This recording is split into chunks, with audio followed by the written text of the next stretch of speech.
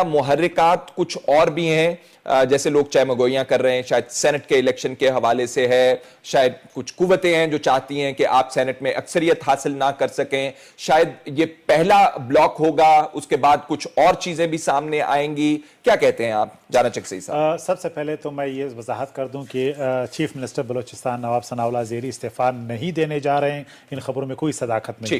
دوسری بات یہ کہ پرائم منسٹر کوئٹہ آئے ہیں, اس وقت ہم جو ہے بہت ایک کمیٹی جو ہے وہ بنا رہے ہیں جس میں ہم اپنے جو سیاسی مخالف دوست ہیں ہمارے پارٹی کے اندر ان سے ہم مذاکرات کرنے جا رہے ہیں, بات چیت کریں گے.